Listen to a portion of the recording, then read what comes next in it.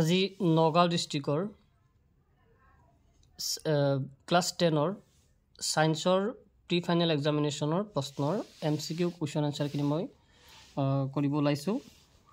আমাক প্ৰথম প্ৰশ্নটো সুধিছে তলৰ বিক্ৰিয়াটোৰ বাবে উক্তিসমূহৰ কোন কেইটা অশুদ্ধ। ইয়াত আছে lead oxide plus carbon lead plus carbon dioxide। তাৰ মানে ইয়াত lead oxide বিজাৰিত হৈছে আৰু কাৰ্বন জাৰিত হৈছে, কাৰণ lead oxideৰ পৰা অক্সিজেন আঁতৰি গৈছে, গতিকে lead oxide বিজাৰিত হৈছে, বিজাৰিত হৈ lead উৎপন্ন হৈছে আৰু কাৰ্বন অকলে আছিল, ইয়াত কাৰ্বনৰ লগত অক্সিজেন যোগ হৈ কাৰ্বন জাৰিত হৈ কাৰ্বন ডাই অক্সাইড উৎপন্ন হৈছে। তাৰ মানে আমাক অশুদ্ধ দুটা বাছিব দিছে। ইয়াত lead বিজাৰিত হৈছে, এটো ভুল। কাৰ্বন ডাই অক্সাইড জাৰিত হৈছে নহয়, কাৰ্বনহে জাৰিত হৈছে, গতিকে কাৰ্বন ডাই অক্সাইড জাৰিত হোৱাটো ভুল। ইয়াত শুদ্ধ হল কাৰ্বন জাৰিত হৈছে, lead oxide বিজাৰিত হৈছে, এই দুটা শুদ্ধ, গতিকে অশুদ্ধ উত্তৰ দুটা হ'ব 1 আৰু 2। তাৰ মানে A নম্বৰ অপচন। 2 নম্বৰত আছে X মৌল এটাৰ তৃতীয় কক্ষত দ্বিতীয় কক্ষৰ 50% ইলেক্ট্ৰন আছে। Xৰ পাৰমাণৱিক সংখ্যা হ'ব। এতিয়া যেহেতু তিনটা কক্ষ বুলি ক'লে প্ৰথম দুটা কক্ষ পৰিপূৰ্ণ হ'ব লাগিব। প্ৰথম কক্ষত দুটা ইলেক্ট্ৰন থাকে, দ্বিতীয় কক্ষত 8টা ইলেক্ট্ৰন থাকে। তো দুটা 2 8 মিলি হৈ গ'ল 10, আৰু তৃতীয় কক্ষত দ্বিতীয় কক্ষৰ 50% মানে আধা থাকিব লাগিব। ইয়াত 8 আছে মানে ইয়াত 4 হ'ব লাগিব। তাৰ মানে আটাইকেইটা মিলি হ'বগৈ 2 8 10 10 4 14, তাৰ মানে C নম্বৰটো শুদ্ধ উত্তৰ। 3 নম্বৰত কৈছে দ্বি অপহৰণ বিক্ৰিয়াৰ বাবে শুদ্ধ বিকল্পটো বাছি উলিয়াব লাগে। এতিয়া দ্বি অপহৰণ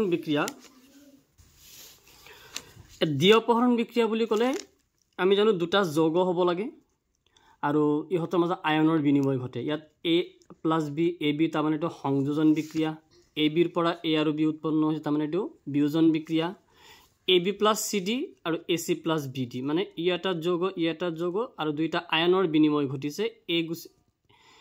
ইয়াত A আৰু C আহি গ'ল, B আৰু D ইয়াত একলগ হৈ গ'ল। ঠিক আছে, গতিকে ইয়াত আয়ন দুটাৰ মাজত বিনিময় ঘটিছে, গতিকে এইটো হৈ যাব দ্বি অপহৰণ বিক্ৰিয়া C2। তাৰপিছত 4 নম্বৰটো আমি এইটো সন্তুলন কৰিব লাগিব যে উপৰোক্ত ৰাসায়নিক বিক্ৰিয়াটো সমতুল কৰিলে P, Q, R আৰু Sৰ মানসমূহ। ইয়াক সন্তুলন কৰাৰ পিছত দেখা গ'ল যে A লগত কিমান আছে 1, আৰু সেকেণ্ডত আছে কিমান 6, থাৰ্ডত আছে 2 আৰু ফৰ্থত আছে 3। গতিকে অপশ্যনবিলাক যদি আমি চাওঁ 1 6 2 3, A নম্বৰটো শুদ্ধ উত্তৰ। তাৰ পিছৰ প্ৰশ্নটো কৈছে তলৰ কোনটো অম্ল ক্ষাৰক সূচক হিচাপে এজন দৃষ্টিশক্তিহীন ছাত্ৰই ব্যৱহাৰ কৰিব।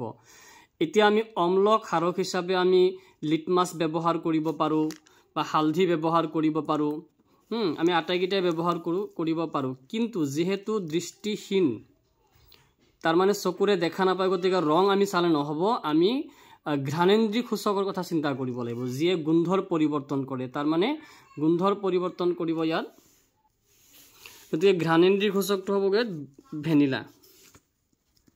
তাৰ মানে C নম্বৰটো শুদ্ধ উত্তৰ। 6 নম্বৰ পৰ্যাবৃত্ত তালিকাত তলৰ কোনটো ধৰ্ম বৰ্গ এটাৰ ওপৰৰ পৰা তললৈ বাঢ়ে। বৰ্গ এটাৰ ওপৰৰ পৰা তললৈ পাৰমাণৱিক ব্যাসাৰ্ধ বাঢ়ে, এইটো সঁচা। পাৰমাণৱিক ব্যাসাৰ্ধ ওপৰৰ পৰা তললৈ বাঢ়ে। যোজ্যতা ওপৰৰ পৰা তললৈ যোজ্যতা কিন্তু নাবাঢ়ে, যোজ্যতা একে বৰ্গত চবৰে একে থাকে, মনত ৰাখিবা, গতিকে ই নাবাঢ়ে।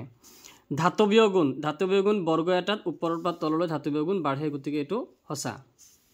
আৰু কাৰ্যকৰী নিউক্লিয় আধান, গতিকে ইয়াত শুদ্ধ উত্তৰ হ'ব 1 আৰু 3। 1 আৰু 3 অপশ্যন আছে, বিত আছে 1 আৰু 3, গতিকে বিটো ইয়াত শুদ্ধ উত্তৰ। 7 নম্বৰ প্ৰশ্নটো হ'ল স্তম্ভ 1ৰ সৈতে স্তম্ভ 2 শুদ্ধকৈ মিলোৱা। প্ৰথমত আছে বেকিং সোডা, ব্লিচিং পাউডাৰ, আৰু দিছে কাপোৰ ধোৱা সোডা, সোডিয়াম ক্লৰাইড। ইয়াৰ ভিতৰত যদি আমি চাওঁ যে মই দি ৰাখিছিলোঁ বেকিং সোডা 3 দিছোঁ, মানে 3 নম্বৰত কি আছে অম্লনাশক, মানে বেকিং সোডা অম্লনাশক হিচাপে ব্যৱহাৰ কৰা হয়। তাৰ পিছত দিছে ব্লিচিং পাউডাৰ। ব্লিচিং পাউডাৰ 4টো শুদ্ধ হ'ব। তাৰ মানে 4 নম্বৰত কি দিছিলে যে বিৰঞ্জিত কৰিবলৈ ব্যৱহাৰ কৰা হয়। আৰু কাপোৰ ধোৱা সোডাটো 1 নম্বৰত আছে। তাৰ মানে কাঁচৰ প্ৰস্তুতকৰণত ব্যৱহাৰ কৰা হয়। আৰু সোডিয়াম ক্লোৰাইড এনসাৰটো হ'ব শুদ্ধটো হ'ব 2। তাৰ মানে হাইড্ৰোজেন আৰু ক্লোৰিন উৎপন্নকৰণত ব্যৱহাৰ কৰা হয়। গতিকে এইখিনি যদি আমি মিলাব যাওঁ তেনেহ'লে শুদ্ধ উত্তৰটো হ'ব 1-3 মানে A3 B4 C1 D2। তাৰ মানে এইটো শুদ্ধ উত্তৰ। 8 নম্বৰ প্ৰশ্নটো হ'ল আমি যেতিয়া বাহিৰৰ পৰা আহি এটা আন্ধাৰ কোঠাত সোমাও লগে লগে কোঠাটোৰ ভিতৰৰ বস্তুবোৰ আমাৰ চকুত স্পষ্ট যেন নালাগে, ইয়াৰ কাৰণ? ইয়াৰ অপশ্যনবোৰ হ'ল চকুৰ মণিটো নিজকে খাপ খুৱাবলৈ সময় লয়, আন্ধাৰত মণিটোৱে একেবাৰে খোল নাখায়, আন্ধাৰ কোঠাত পোহৰ লাহে লাহে গতি কৰে, আন্ধাৰত মণিটো অতি সোনকালে খোল খায়। ইয়াৰ শুদ্ধ উত্তৰটো হ'ব চকুৰ মণিটো নিজকে খাপ খুৱাবলৈ সময় লয়। তাৰমানে এইটো শুদ্ধ হ'ব। নেক্সট কুৱেশ্যন,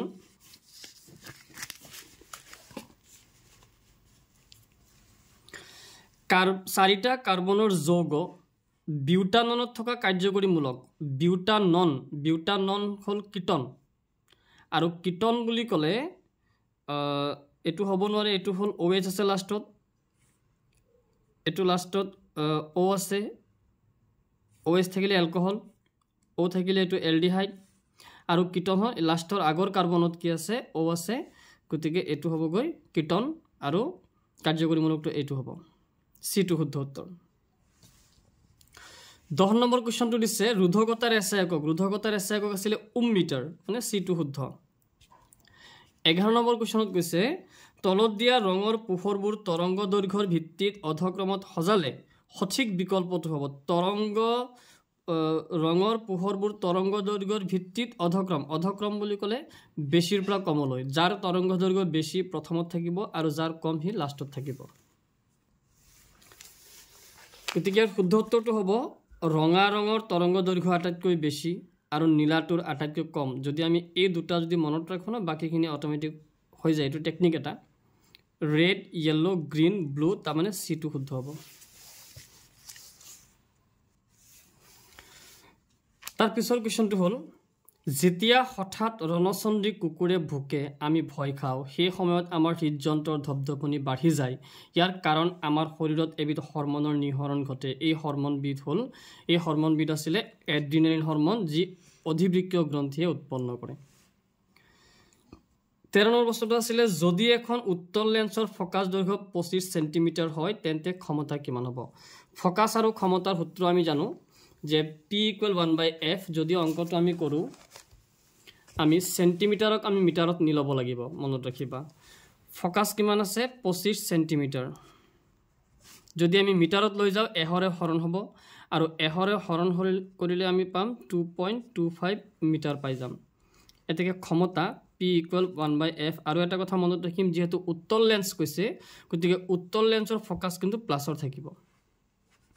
তো ইয়াত যদি আমি এফৰ মান আমি চাওঁ এফৰ মান পালোঁ 0.25 আৰু 1 আছে তলত দশমিক যদি উঠাই দিওঁ দশমিকৰ সেইফালে দুটা অংক আছে গতিকে ওপৰত দুটা শূন্য হৈ যাব, তলত 25 আৰু 25 এহত যাব 4 বাৰ, তাৰমানে 4 ডায়প্টাৰ হ'ব ইয়াৰ শুদ্ধ উত্তৰ প্লাছৰ। আমি অপশ্যনবিলাক যদি এতিয়া চাওঁ A নম্বৰতে আছে +4 ডায়প্টাৰ। ইয়াৰ পিছৰ প্ৰশ্নটো হ'ল চাৰিটা দ্ৰৱৰ pHৰ মান হ'ল দ্ৰৱ Pৰ pH = 2, Qৰ 4, Rৰ 7, Sৰ 9। কোনটো বিকল্প হাইড্ৰোজেন আয়নৰ শুদ্ধ বৰ্ধিত ক্ৰম? মানে হাইড্ৰোজেন আয়ন বেছি ক'ত থাকে আমি জানিব লাগিব। pHৰ মান যিমানেই কম হ'ব হাইড্ৰোজেন আয়নৰ গাঢ়তা সিমানেই বেছি। গতিকে হাইড্ৰোজেন আয়ন চবতকৈ বেছি আছে Pত, ছেকেণ্ড Qত, থাৰ্ড R, ফৰ্থ S। গতিকে P, Q, R, S এইটোৱেই শুদ্ধ ক্ৰম।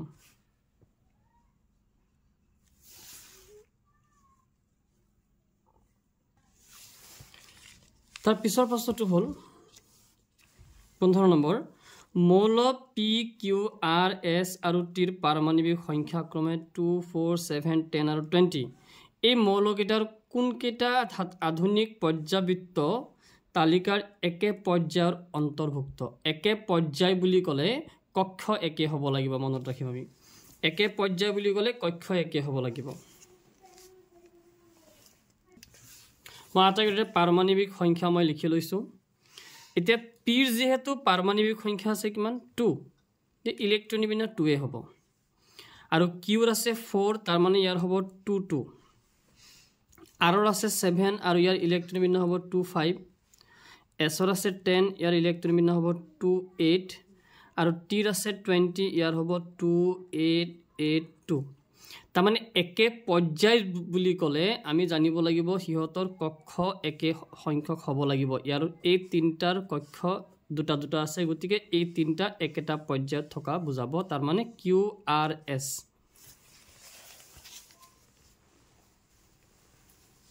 কিউ আৰ এছ তাৰ মানে বি নম্বৰটো শুদ্ধ উত্তৰ 16 নম্বৰ প্ৰশ্ন দিছে চিত্ৰত দেখুওৱা চকুৰ বিকাৰটো হৈছে যেহেতু ৰেটিনা পাৰ কৰি কটাকটি কৰিছে গতিকে ই হ'ব হাইপাৰমেট্ৰপিয়া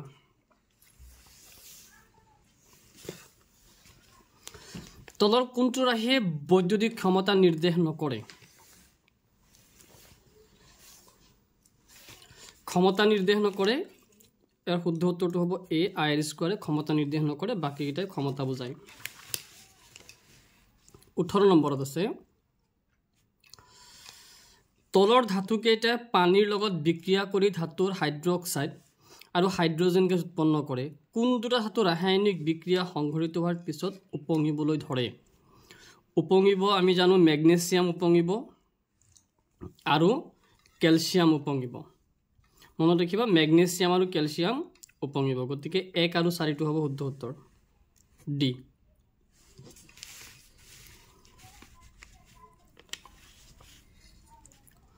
19 নম্বৰ তলৰ কোনবোৰ পেন্টেনৰ গঠন সমযোগী হয় গঠন সমযোগী মানে আণবিক সংকেত একেই কিন্তু গঠন বেলেগ বেলেগ হয় আৰু পেন্টেন বুলি ক'লে কাৰ্বন 5টা থাকিব 1 2 3 4 5টা এটো ঠিকই আছে ইয়াত 1 2 3 4 5টা ই হ'ব নোৱাৰে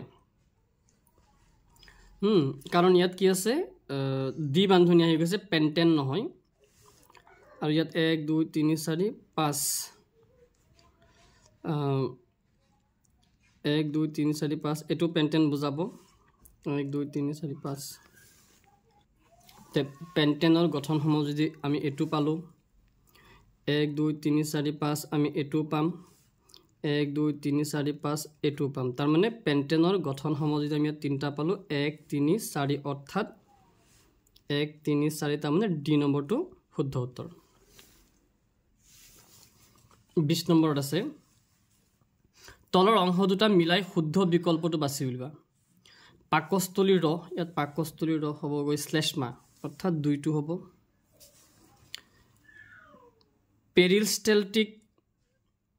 পেৰিলষ্টেলটিক বুলি ক'লে ইয়াত আহিব সিলিয়া নহয় পাচন নলীৰ লয়যুক্ত সংকোচন তাৰ মানে 4 পত্ৰৰন্ধ্ৰৰ লগত মিলিব ৰক্ষীকোষ মানে 1 আৰু পেৰামেচিয়াম হ'ব গৈ সিলিয়া 3 তাৰ মানে A2 B4 C1 D3 তাৰ মানে শুদ্ধ উত্তৰ হ'ব B 21 নম্বৰ প্ৰশ্নটো আছে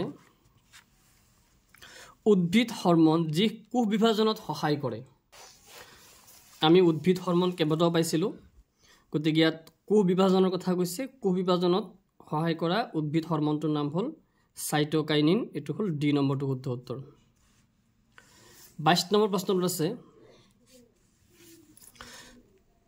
ওজন প্ৰজননৰ মুকুল উদ্গম সংঘটিত হয় মুকুল উদ্গম কোনটোত হয়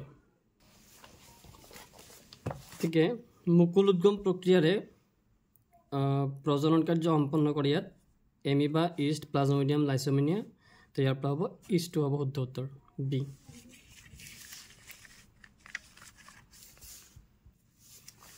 23 নম্বৰ তলৰ ছবিটোৰ এ বি আৰু সি ৰ অৱস্থানসমূহ নিৰীক্ষণ কৰি শুদ্ধ বিকল্পটো বিচাৰি উলিওৱা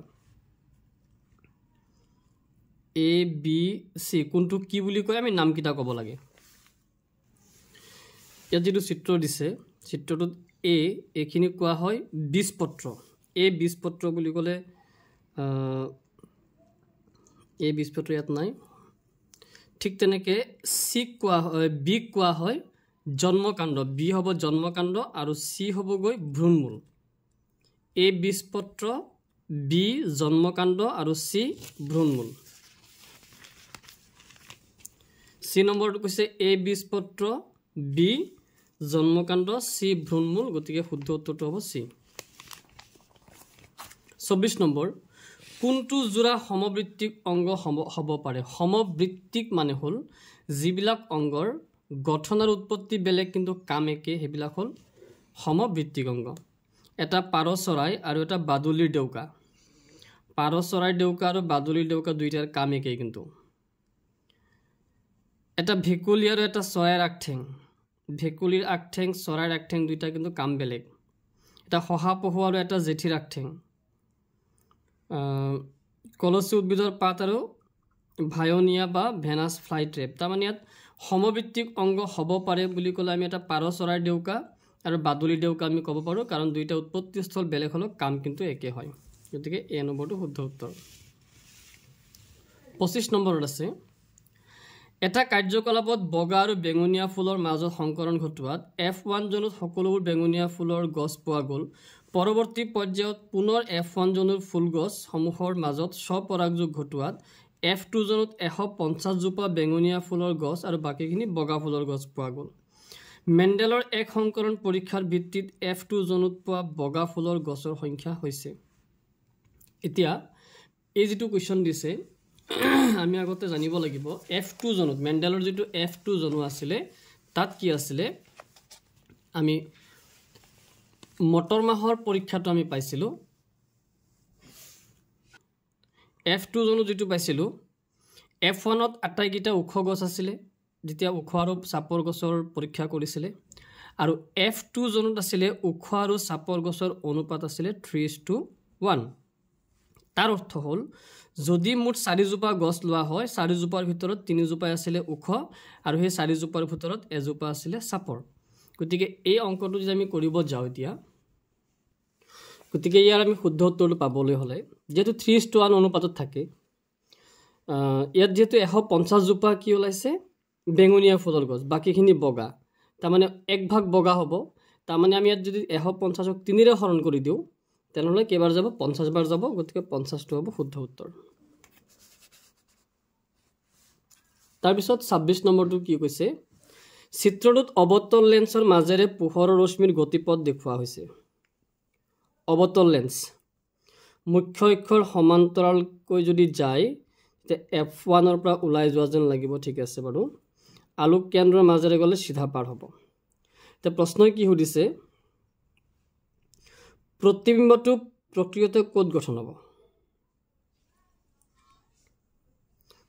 প্ৰতিবিম্ব গঠন হ'ব মনত ৰাখিবা যেহেতু এই প্ৰতিহৰিত ৰশ্মি দুইটাই এফালে কটাকটি নকৰে দুইটা আঁতৰি গৈছে গতিকে এই প্ৰতিহৰিত ৰশ্মি পিছফালে বঢ়াই দিলে এটোই হ'ব আৰু এই প্ৰতিহৰিত ৰশ্মিটো পিছফালে বঢ়াই দিলে ইয়াত হ'ব দুইটাই যত কটাকটি কৰে তাতে প্ৰতিবিম্ব গঠন হয় তাৰ মানে F1 আৰু ইয়াত R বুলি লিখিছে সাধাৰণতে O লিখা হয় আলোক কেন্দ্ৰ আৰু ফোকাসৰ মাজত গঠন হ'ব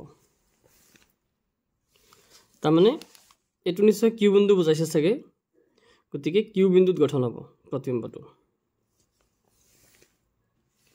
সেই কাৰণে শুদ্ধ উত্তৰটো হ'ব বি তলত দিয়া স্বচ্ছ মাধ্যম কিটাৰ আলোকী ঘনত্বৰ সঠিক অধক্ৰমটো হৈছে আলোকী ঘনত্ব এটা পোহৰৰ দ্ৰুতি সবতকৈ বেছি কত হ'ব বা ইয়াত আমি জানো যে প্ৰতিহৰণাংক যিমানে বেছি হ'ব মাধ্যমটো হিমানে ঘন মাধ্যম বুজাব আৰু আটাইতকৈ পাতল মাধ্যমটো হল বায়ু তে তোমালোকে টেকনিক যদি লগোৱা যেহেতু কাৰ্সিন এটো কি আছে গ্ৰেটাৰ দেন আছে একিটা এফালে বেছিখিনি আছে হেফালে কমখিনি আছে আমি এনেকে চালে এটা বায়ু আমি দুই জায়গাত পাই আছো বিট পাই আছো আৰু সিট পাই আছো এ আৰু ডি এনে ক্যান্সেল গুছি গল এই দুটাৰ ভিতৰত সবতকে বেশি পোহৰৰ কাৰণে ঘন মাধ্যম হ'ল কাঁচ, সেকেন্ড হ'ব এলকহল, থাৰ্ড বৰফ, পিছত বায়ু। গতিকে শুদ্ধটো সিটো শুদ্ধ হ'ব ক্ৰমটো। পৰিবাহীৰ ৰুট নিৰ্ভৰ কৰা কাৰক মানে নিৰ্ভৰ কৰে, আমি পাইছিলোঁ ৰুট নিৰ্ভৰ কৰে ইয়াৰ দৈৰ্ঘ্যৰ ওপৰত কৰে, এইটো সঁচা। প্ৰস্থচ্ছেদৰ কালিৰ ওপৰতো নিৰ্ভৰ কৰে, এইটো সঁচা। পৰিবাহীৰ পদাৰ্থৰ প্ৰকৃতিৰ ওপৰত নিৰ্ভৰ কৰে, এইটো সঁচা। পৰিবাহীৰ উষ্ণতাৰ ওপৰত 3। গতিকে ইয়াৰ শুদ্ধ উত্তৰটো হ'ব 1, 2, 3 অৰ্থাৎ সিটো শুদ্ধ উত্তৰ। 29 কৈছে 1 কিলোৱাট ঘণ্টা, 1 কিলোৱাট ঘণ্টাত কিমান জুল? 1 কিলোৱাট ঘণ্টা বুলি ক'লে ইয়াৰ শুদ্ধ উত্তৰটো হ'বগৈ 3.6 × 10⁶ জুল। চি নম্বৰটো শুদ্ধ উত্তৰ। ইয়াৰ পিছত 30 নম্বৰত কৈছে তলৰ চিত্ৰটোৰ দ্বাৰা কোনটো নীতি বুজোৱা হৈছে? আমি চাব লাগিব এইটো আমাৰ সোঁ হাত নে বাওঁ হাত। দেখা গৈ আছে এইটো সোঁ হাত, গতিকে সোঁ হাতৰ নীতিহে আমি এইটো গম পালোঁ, যিহেতু সোঁ হাত হৈ আছে।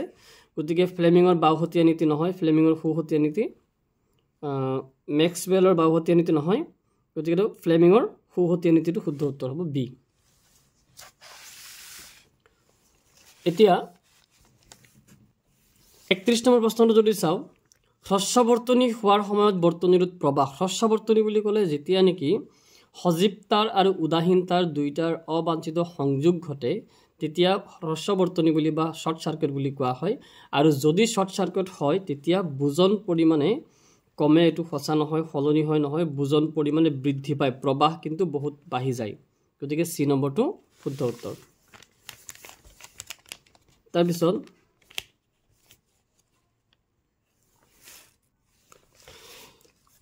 দুটাকৈ উক্তি দিয়া হৈছে, এই উক্তিৰ বাবে 4টাকৈ বিকল্প দিয়া হৈছে, শুদ্ধ বিকল্পটো বাছি উলিওৱা। এ নম্বৰত কৈছে উক্তি এ আৰু বি দুইটাই শুদ্ধ। আমি এতিয়া পৰৱৰ্তী 32, 33 আমাৰ যিবিলাক প্ৰশ্ন পাম তাত উক্তি আৰু উক্তি থাকিব, দুটা উক্তি আছে। যদি উক্তি দুইটা শুদ্ধ হয় তেতিয়া আমি এ লিখিব লাগিব, যদি উক্তি এ শুদ্ধ বি অশুদ্ধ তেতিয়া আমি বি লিখিব লাগিব, আৰু যদি উক্তি এ অশুদ্ধ আৰু বি শুদ্ধ হয় তেতিয়া আমি চি লিখিব লাগিব, আৰু উক্তি এ আৰু বি দুইটাই যদি অশুদ্ধ হয় তেতিয়া আমি ডি লিখিব লাগিব। এতিয়া প্ৰথম 32 নম্বৰত কি কৈছে চোৱা, যি বিক্ৰিয়াত কোনো এটা পদাৰ্থৰ লগত অক্সিজেন যোগ হয় তাক জাৰণ বিক্ৰিয়া বোলে। হয়, অক্সিজেন যোগ হ'লে তাক কি বুলি কয়? জাৰণ বিক্ৰিয়া। উক্তি এটো শুদ্ধ। দুৰ্গন্ধিতা এটা জাৰণ বিক্ৰিয়া। হয়, জাৰণ হ'লে দুৰ্গন্ধ হয়, গতিকে এইটো শুদ্ধ উত্তৰ। তাৰ মানে 32ৰ কাৰণে আমি অপশ্যনটো পালোঁ উক্তি এ আৰু উক্তি বি দুইটাই শুদ্ধ, গতিকে এনচাৰটো হ'ব এ, শুদ্ধ উত্তৰ। ঠিক তেনেকৈ 33 নম্বৰত কি কৈছে, আয়নীয় যৌগবোৰৰ উতলাংক আৰু গলনাংক অতি উচ্চ, এইটো সঁচা। আয়নীয় যৌগৰ গলনাংক আৰু উতলাংক সঁচা, উক্তিটো শুদ্ধ। আৰু কি কৈছে, উক্তি বিত কৈছে আমাক যে আয়নীয় যৌগবোৰ পানীত অদ্ৰৱণীয় কিন্তু কেৰাচিন পেট্ৰল আদিত দ্ৰৱণীয়। এইটো ভুল, কাৰণ আয়নীয় যৌগ পানীত দ্ৰৱণীয় কিন্তু কেৰাচিন পেট্ৰল আদি দ্ৰাৱকত অদ্ৰৱণীয়। তাৰ মানে ইয়াত উক্তি এ শুদ্ধ, বি অশুদ্ধ হ'লে আমি ওপৰত পাইছিলোঁ বিটো হ'ব, আমি এইটো অপশ্যন বি ল'ব লাগিব। নেক্সট 34, তলৰ বিক্ৰিয়াটোত এ চিনাক্ত কৰা। এইটো হ'ল এটা দুটা কাৰ্বন আছে, O আছে, OH আছে, তাৰমানে কাৰ্বক্সিলিক এচিড, তাৰমানে ইথানয়িক এচিড। ইথানয়িক এচিড আৰু ছডিয়াম কাৰ্বনেট। আমি গম পাইছিলোঁ যে ইথানয়িক এচিডে যেতিয়া ধাতৱ কাৰ্বনেটৰ লগত বিক্ৰিয়া কৰে তেতিয়া কি উৎপন্ন কৰে? ছডিয়াম ইথক্সাইড উৎপন্ন কৰে। আৰু ছডিয়াম ইথক্সাইড সংকেতটো আছিলে ছডিয়াম ইথক্সাইড নহয়, ছডিয়াম এচিটেট উৎপন্ন কৰে, আৰু এইটো হ'ল বি নম্বৰটো শুদ্ধ উত্তৰ। 35 নম্বৰত কৈছে কাৰ্বনৰ যৌগসমূহৰ বাবে তলৰ কোনবোৰ উক্তি শুদ্ধ? প্ৰায়বোৰ কাৰ্বনৰ যৌগই বিদ্যুতৰ ভাল পৰিবাহী নহয়। কাৰ্বনৰ যৌগবিলাক বিদ্যুতৰ ভাল পৰিবাহী নহয়। কাৰ্বনৰ এটা যৌগ আছে আমি জানো গ্ৰেফাইট, বিদ্যুতৰ পৰিবাহী। যে প্ৰায়বোৰ কাৰ্বনৰ যৌগই বিদ্যুতৰ বেয়া বা কম পৰিবাহী, এইটো সঁচা। বেয়া কাৰণ বিদ্যুৎ পৰিবহন নকৰে 3 নম্বৰ কৈছে কাৰ্বন যৌগৰ পৰমাণুসমূহৰ মাজৰ আকৰ্ষণীয় বল দৃঢ় বা প্ৰবল নহয় এই কথাটো সঁচা কাৰণ কাৰ্বন হল অধাতু গতিকে কাৰ্বনৰ যৌগবিলাক হল সহযোগী যৌগ আৰু সহযোগী যৌগবোৰ আকৰ্ষণীয় বল দৃঢ় বা প্ৰবল নহয় গতিকে এটো সঁচা কাৰ্বনে সদায় চতুৰ সহযোগিতা দেখুৱায় এটো সঁচা গতিকে 2 3 4 শুদ্ধ 2 3 4 এই অপচনত আছে নেক্সট 36 নম্বৰ মানৱ দেহত প্ৰস্ৰাৱৰ গতিপথৰ শুদ্ধ ক্ৰমটো যে বৃক্ক মূত্ৰ নিষ্কাশন নলী নহয় এটো ইয়াত যদি আমি চাও বৃক্কৰ পৰা ক'ত যাব মূত্ৰ নলীৰে মূত্ৰ থলিত জমা হ'ব মূত্ৰ থলিৰ পৰা মূত্ৰ নিষ্কাশন নলীৰে বাহিৰ হ'ব গতিকে ডি নম্বৰটো শুদ্ধ উত্তৰ সূৰ্যমুখী ফুলে সূৰ্যৰ প্ৰতি সঁহাৰি দি দিনটোত পূবৰ পৰা পশ্চিমলৈ ঘূৰে এই চলনটো হৈছে যেহেতু পোহৰৰ বাবে এই গতি কৰিছে গতিকে এই চলনটো ক'ব লাগিব পোহৰানুবেগী বুলি কোৱা হয় নেক্সট 38 এখন উত্তল দাপোনৰ ভাঁজ ব্যাসাৰ্ধ 0.5 মিটাৰ দাপোনখনৰ ফকাস দৈৰ্ঘ্য সেন্টিমিটাৰত আমি জানিব লাগিব 0.5 মিটাৰ মানে হল 50 সেন্টিমিটাৰ 50 সেন্টিমিটাৰ তে ফকাস দৈৰ্ঘ্য ভাঁজ ব্যাসাৰ্ধৰ আধা গতিকে ফকাস দৈৰ্ঘ্যটো হ'বগৈ 50 ৰ আধা মানে 25 সেন্টিমিটাৰ বি নম্বৰটো শুদ্ধ উত্তৰ 39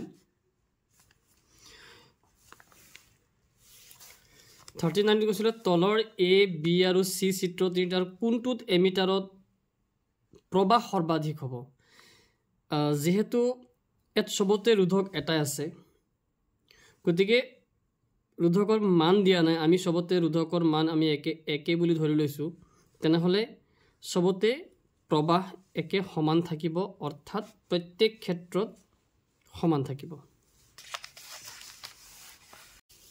তলৰ চিত্ৰটো বা সমতলৰ ৰোধ আৰু ইয়াত শ্ৰেণীবদ্ধ সমান্তৰাল দুইটা আছে তো অংকটো কৰিব লাগিব কৰি পিছত বাৰু মই এটো উলিয়াম চুম্বক ক্ষেত্ৰত মুক্তভাৱে গতি কৰা অৱস্থাত প্ৰটন এটাৰ নিম্নোক্ত কোনটো ধৰ্ম হলনি হ'ব গতিকে চুম্বক ক্ষেত্ৰত মুক্তভাৱে গতি কৰা অৱস্থাত প্ৰটন এটাৰ বেগ অৰ্থাৎ ভেলোচিটি হলনি হ'ব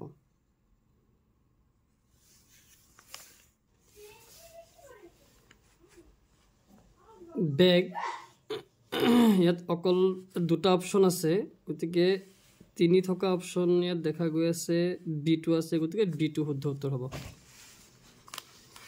তামৰ তাৰৰ আয়তাকাৰ কুণ্ডলী এটা চুম্বক ক্ষেত্ৰ এখনত ঘূৰোৱা হৈছে অৱশিষ্ট প্ৰবাহৰ দিশ প্ৰতি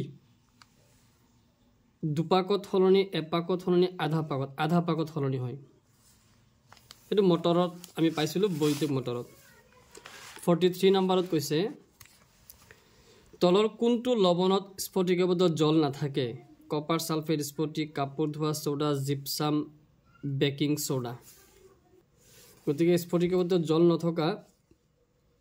নাথাকে বেকিং সোডাত নাথাকে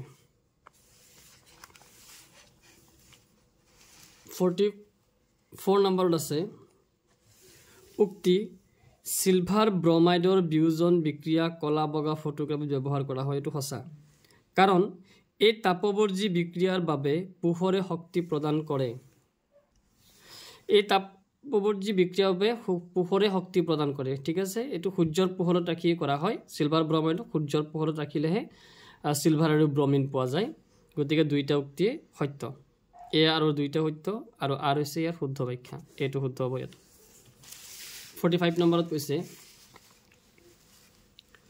যে পিতৃ মাতৃৰ পৰা প্ৰবাহিত জিনে শিশু এটাৰ লিংগ নিৰ্ধাৰণ কৰে লৰা শিশু এটাত এক্স ক্ৰমোজম জিনৰ জৰিয়তে পিতৃৰ পৰা প্ৰবাহিত হয় গতিকে এটো উক্তিটো সঁচা কিন্তু কাৰণটোত কি কৈছে লৰা শিশু এটাত এক্স ক্ৰমোজম জিনৰ জৰিয়তে পিতৃৰ পৰা প্ৰবাহিত নহয় পিতৃৰ পৰা ওয়াই ক্ৰমোজম প্ৰবাহিত হয় গতিকে কাৰণটো ভুল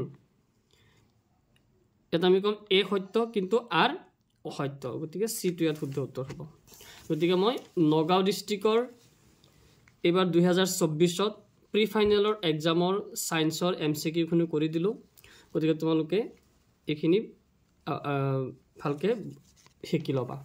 ধন্যবাদ।